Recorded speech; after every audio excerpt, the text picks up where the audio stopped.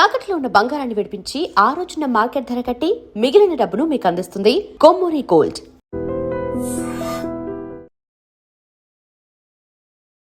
ఇప్పుడు రాజలక్ష్మి గారికి 2 అబ్బాయిలు. అవును. సరే, మీరంటే ఓకే, అమ్మ ప్రోద్బలంతో మీరు ఈ సినిమాల్లోకి వచ్చారు. మీ అబ్బాయి కూడా సినిమాల్లో చేశాడు, హీరోగా చేశారు. అవును. మీ ప్రోద్బలం ఉందా? నా ప్రోద్బలం కాదండి, మా ఇద్దరిది కాదు. తనకి ఇష్టం, మా అబ్బాయికి ఇష్టం. మా హస్బెండ్ చేయమని మేము ఎప్పుడు చెప్పలేదు. నేను ఎప్పుడు ఒకటే చెప్పాను, నీకేది ఇష్టమో నువ్వు వచ్చాయి. ఇద్దరు పిల్లలకు మేము చెప్పింది అదే, మీకు ఇష్టమైన చదువులు చదువుకోండి, మీ జీవితం మీరు ప్లాన్ చేసుకోండి. ఎందుకంటే ఒకళ్ళ జీవితాన్ని ఒకళ్ళు ప్లాన్ చేసేది అంతా ఏముండదండి. ఇప్పుడు అంతా మాకు చిన్నప్పుడు అంటే అది వేరే విషయం, ఎందుకంటే మాకు అప్పుడంతా తెలియదు. ఇప్పుడు పిల్లలు మాకంటే ఫాస్ట్గా ఉన్నారు. ఎందుకంటే వాళ్ళకు తెలిసిన ప్రపంచంలో మాకే 1% తెలుసు. ఇప్పుడు వాళ్ళు చదువుకోవాలనుకుంటే వాడు ఏ చదువు వాడు చదువుకుంటే వాళ్ళకి బాగుంటుంది, వాళ్ళకి ఇష్టమైన చదువులు అన్నదానికి. అలాగే మా అబ్బాయి వచ్చేసి నేను యాక్ట్ చేయాలనుకుంటున్నాను అన్నప్పుడు, నీకు అవసరమా? నాకు ఇష్టం మమ్మీ యాక్ట్ చేయటం. సరే, ఏదైనా అవకాశం వస్తే చేయన్నాను. నా పేరు చెప్పకపోయినప్పుడే తను ఛాన్స్ వచ్చింది హీరోగా. తను ఎవరో పిలిచారంట, వెళ్ళాడు. వెళ్ళిన తర్వాత స్క్రీన్ టెస్ట్ అంతా చేసిన తర్వాత యు ఆర్ సెలెక్టెడ్ అని ఎవరు మీ పేరెంట్స్తో మాట్లాడాలన్నప్పుడు నా పేరు బయటకు వచ్చింది. డైరెక్టర్, మీ అబ్బాయిని తెలియదు మేడం అన్నాడు. మా అబ్బాయిని చెప్పుకోలేదు వాడు, తను స్వతంత్రంగా ట్రై చేశాడు, దొరికింది తన టాలెంట్. ఆ ఒక్క మూవీని చేశాడు తను. యాక్చువల్గా తను వచ్చేసి టెక్నీషియన్ అండి, తను కెమెరా కమ్ డైరెక్టర్. తను ఎస్ఆర్ఎం అని చెన్నైలో చదివాడు, దాది ఫిల్మ్ ఇన్స్టిట్యూట్లో చదివాడు, శివాజీ ఫిల్మ్ ఇన్స్టిట్యూట్ అని. అక్కడ 3 years డిగ్రీ చేశాడు తను. కాబట్టి ఇప్పటికీ తను అదే వర్క్ చేస్తున్నాడు. ఇండస్ట్రీకి సంబంధించిందే మొత్తానికి, టెక్నికల్ తను చేసేది. రెండో అబ్బాయి క్వైట్ ఆపోజిట్. నాకు సైన్సే ఇష్టం. అందరూ ఈ రోజుల్లో ఇంజనీర్ అవుతున్నప్పుడు నా కొడుకు సైంటిస్ట్ అవుదాం అనుకున్నాడు, సైంటిస్ట్ అయ్యాడు. ఇప్పుడు PhD డాక్టరేట్ చేస్తున్నాడు లండన్లో. తను ఫుల్గా ఆ సైన్స్ సైడ్ వెళ్ళిపోయాడు. తనేమి యాక్ట్ చేయలేదు, తనకి అంత ఇంట్రెస్ట్ కూడా లేదు. ఒకరేమో లండన్, ఫ్యామిలీ ఏమో సింగపూర్లో, మీరేమో హైదరాబాదు. ఎలా మేనేజ్ చేస్తున్నారు? తిరుగుతున్నాను, లండన్ తిరగలేదు. కాళ్ళకి చక్రాలు కట్టుకొని అంటారు కదా, అలా ఇక్కడ 10 రోజులు ఖాళీ ఉందంటే కట్ చేసి సింగపూర్ వెళ్ళిపోతా. ఆ 10 రోజులు ఇప్పుడు అక్కడ తిరిగేసి వచ్చేస్తాను. ఒక బూస్ట్ వస్తుంది అనమాట, ఒక బూస్ట్ తాగితే ఎనర్జీ వస్తుంది కదా. నేను వెళ్ళేసి నా ఫ్యామిలీతో 10 రోజులు గడిపేసి జాలీగా వెళ్ళేసి వచ్చేస్తాను. మళ్ళీ దాన్ని ఒక 3 నెలల పాటు వచ్చేస్తాను. మళ్ళీ ఒక గ్యాప్, నాకు ఒక 10-15 days గ్యాప్ ఉంటే పారిపోతా. నా గ్యాప్ ఇవ్వటం అన్నది వీళ్ళ చేతుల్లో ఉంది. నిజమే. నాకు ఆ 15 రోజులు గ్యాప్ అయిందంటే కట్ చేసే సింగపూర్లో ఉంటా.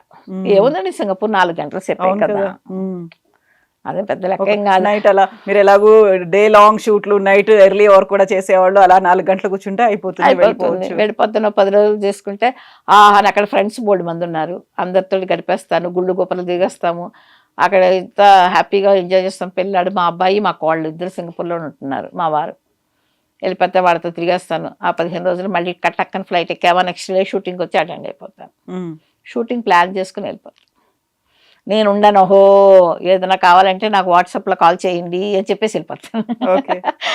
ఇంకా వాడికి ఏదైనా అవసరం ఉంటే వాట్సాప్లో కాల్ చేస్తాను. ఒకవేళ ముందు రావాలనుకుంటే ముందు ప్రీపోన్ చేసుకుని వచ్చేస్తాను టికెట్. మన సొంతూరే కాబట్టి పెద్ద అనిపించింది, లేదు ఇంకా టైం పడుతుంది ఆ రోల్ ప్లే చేయడానికి. ఇంకా అదొకటి ఇంకా స్టార్ట్ అవ్వాలి, ఆ రోల్ ఒకటి. అన్ని రోల్ చేసుకుంటూ వచ్చాము, కూతురు, భార్య, తల్లి, ఈ 3 generations అయిపోయింది. ఇక 4వది రావాలి, ఇంకా ప్రస్తుతానికి లేదు. సో రెడీ ఉన్నారా దాన్ని కూడా, ఆ మూమెంట్ ని కూడా ఎంజాయ్ చేయడానికి?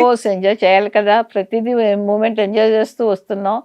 ఇంకా అదొకటే తక్కువ, చూద్దాం అది ఫ్యూచర్లో వచ్చేస్తుంది ఆ పదవి కూడా. యూజువల్గా ఫిల్మ్ ఇండస్ట్రీ అనగానే మీరు నో కాంట్రవర్సీస్ అన్నారు, కానీ నేను 2 అడుగుతాను మిమ్మల్ని. చెప్పండి. ఒకటి ఏంటంటే, ఫిల్మ్ ఇండస్ట్రీలో మహిళలకి సంబంధించి గతంలో మీటూ మూమెంట్, కాస్టింగ్ కౌచ్ మూమెంట్, ఇలాంటివి అడ్జస్టింగ్లు, కాంప్రమైజులు ఇలాంటివన్నీ ఉండేవి. అది మీరు వచ్చినప్పుడు 79లో శంకరాభరణం, ఆ తర్వాత వరుసగా అది హిట్ అయ్యేసరికి రాజలక్ష్మి గారికి వరుసగా అవకాశాలు. ఎప్పుడైనా ఇలాంటి ఇన్కన్వీనియన్స్, ఇలాంటి డిస్టర్బెన్సెస్ ఉంటాయండి. మొన్న ఎవరో అడిగితే కూడా నేను ఏదో చెప్పాను, ఉండకుండా ఎలా ఉంటుంది. బట్ మనం ఇగ్నోర్ చేసి వెళ్ళిపోతుంటాం అంతే. వయసులో ఉన్న ఒక ఆడపిల్లని ఎవరైనా ఇష్టపడతారు, మనల్ని వాళ్ళు డిస్టర్బ్ చేయనంత వరకు మాకేం ప్రాబ్లం. దూరం చూసి ఆనందిస్తారు అనేది, ఆనందించకపోతే నేను ఆర్టిస్ట్ అయ్యేదాన్ని కాదు కదా. నేను ఆ మాత్రం గ్లామర్ లేకపోతే నేను ఇండస్ట్రీలో సినిమా హీరోయిన్ ఎలా అయ్యేదాన్ని? కాకపోతే వాళ్ళు మనకు ప్రాబ్లం పెట్టేంత వరకు ఏం ప్రాబ్లం లేదు, ఫస్ట్ లీవ్ ఇట్ అంతే. అంతకంటే నేను దాని గురించి మాట్లాడడానికి పెద్ద ఇష్టం లేదు. ఎందుకంటే ఉంటే ఏ ఫీల్డ్లో లేకుండా ఉన్నాయి, అన్ని ఫీల్డ్లో ఉన్నాయి. కాకపోతే సినిమా అనేసరికి ఫోకస్ అయిపోతుంది. ప్రతి విషయం మీరు ఆలోచించండి, మీరు ప్రతి విషయాలు అన్ని చోట్ల జరిగాయి. ఏదైనా ఒక చిన్న కాంట్రవర్సీ మీరు చెప్పినట్టు ఏదో ఒక ప్రాబ్లం పెట్టేవాళ్ళు ఉండొచ్చు, ఒక్కొక్కరి గురించి గాసిప్స్ రావచ్చు, ప్రతి చోట ఉంది. కాకపోతే సినిమా వాళ్ళు ఏంటంటే ఫోకస్ మా గురించి అయితే వెంటనే చదివేస్తారు. బయట వాళ్ళు ఎంతమంది లేరు. ఇప్పుడు ఒక డైవర్స్ తీసుకుంది ఒక ఆర్టిస్టు అంటే వాళ్ళ ప్రాబ్లమ్స్ వల్ల ఎవరో డైవర్స్ తీసుకుని ఉండొచ్చు, అది ఎవరి తప్పు కాదు. ఎందుకంటే ఎవరికైనా సరే ఆ హక్కు ఉంది. ఇప్పుడు ఒక ప్రాబ్లంలో వైఫ్ అండ్ హస్బెండ్ వాళ్ళు ఏం ప్రాబ్లం ఫేస్ చేస్తున్నారో, ఏం డైవర్స్ తీసుకున్నారు, అదే బయట వాళ్ళు డైవర్స్ తీసుకున్నారు అనుకోండి, అది పెద్ద న్యూస్ కాదు. ఏమోలే వాళ్ళు గొడవలేదు. అదే ఒక సినిమా వాళ్ళు తీసుకున్నారంటే వెంటనే అది పెద్ద కాంట్రవర్సీ. ఎందుకు? సినిమా అవడం కాబట్టి సరే పోన్లే, మేము ఎంజాయ్ చేయాలి దాన్ని కూడా. ఓకే, మేము ఫేమస్ పీపుల్ గురించే కాబట్టే కదా మా గురించి మాట్లాడుకుంటున్నారు. కాంప్రమైజ్ అవ్వకుంటే, కమిట్మెంట్లు ఇవ్వకుంటే సినిమా ఆఫర్లు రావు అనే ఒక మాట చాలా స్ట్రాంగ్గా అదేమి లేదండి, అలా నేను ఒప్పుకోను, అలాంటి విషయాలు ఒప్పుకోను. ఎందుకంటే అలా స్ట్రాంగ్ అని ఎలా అంటారండి, మంచి చెడు ప్రతి దాంట్లో ఉంటుంది. ఇలా కాంప్రమైజ్ అవ్వాలి అలా అంటే అయ్యేవాళ్ళు ఉండొచ్చు, లేదని అంటలేదు. అవ్వనోళ్ళు కూడా ఇండస్ట్రీలో ఉన్నారు, లేదని మాత్రం నేను చచ్చినా చెప్పను. మేబీ వాళ్ళ ఉన్న స్థితికి వాళ్ళు వెళ్ళలేకపోవచ్చు. ఇప్పుడు మీరు చెప్పిన హై రేంజ్కి వెళ్ళకపోవచ్చు, కానీ మామూలుగా ఉండేవాళ్ళు ఉన్నారుగా, ఇంతమంది ఇండస్ట్రీలో బతికారుగా. అదంతా నేనేమి ఆ విషయంలో నాకేమీ పెద్ద ఇదేమీ లేదు. అలా చేస్తేనే ఇది అని లేకుండా వాళ్ళు బోర్డు మంది ఉన్నారు ఇండస్ట్రీలో. మేబీ మీరంటూ ఓ అని పెద్ద పొజిషన్కి వెళ్ళిపోయి పెద్ద పెద్ద హీరోస్ పక్కన, పెద్ద డైరెక్టర్ పక్కన చేయకపోవచ్చు, వాళ్ళు ఉన్నారు మామూలు వాళ్ళు. చాలా వరకు సినిమా ఆఫర్లు రావు. ఒకవేళ అలా యాక్సెప్ట్ చేయలేదంటే ఆల్రెడీ నటిస్తున్నటువంటి సినిమాల్లోంచి కూడా తీసేస్తారు అనేది అది నాకు ఎప్పుడు వినలేదు. నేను ఈ మాటలు మీకు చెప్పిన చివరి మాట నేను ఎప్పుడు వినలేదు. తీసేసి ఉంటారేమో నాకు తెలియదు, ఎందుకంటే నేను చేసిన సినిమాలు కానీ నేను చూసింది కానీ నేను ఎప్పుడు లేదు. మేమంతా కంఫర్టబుల్గానే వచ్చేస్తాం, మరి మాకు ఎప్పుడు తెలియదు. సో ఎవరైనా మాట్లాడుకునే వాళ్ళు అప్పుడు మీరు యాక్ట్ చేస్తున్నప్పుడు కానీ, ఎవరైనా మదర్ క్యారెక్టర్స్, హీరోయిన్ క్యారెక్టర్స్ చేస్తున్న వాళ్ళు ఏమని ఇలాంటి ఇష్యూస్ ఫేస్ చేసామనో, లేకుంటే వాళ్ళు ఎక్స్పీరియన్స్ అయ్యారనో? మాకెప్పుడు తెలియదండి, మా సీనియర్ ఆర్టిస్టులు ఎప్పుడు మాతో అలాంటి విషయాలు మాట్లాడారు కదా. ఏమో వాళ్ళు ఫేస్ చేసి ఉండొచ్చు, నాకు తెలియదు. మాతో ఎప్పుడు మాతో కూర్చొని చక్కగా మాట్లాడేవాళ్ళు, మాకు మంచి చెడు చెప్పేవాళ్ళు, యాక్టింగ్లో ఏదన్నా తెలియకపోతే మాకు నేర్పించేవాళ్ళు, అది చెప్పేవాళ్ళు. అంతేగాని మాకు ఇలాంటివన్నీ ఎప్పుడు చెప్పారు కదా. నాకు తెలిసిన నేను సీనియర్ చేసిన వాళ్ళు కదా, చాలామంది సీనియర్ ఆర్టిస్టులు నేను చేశాను కదా.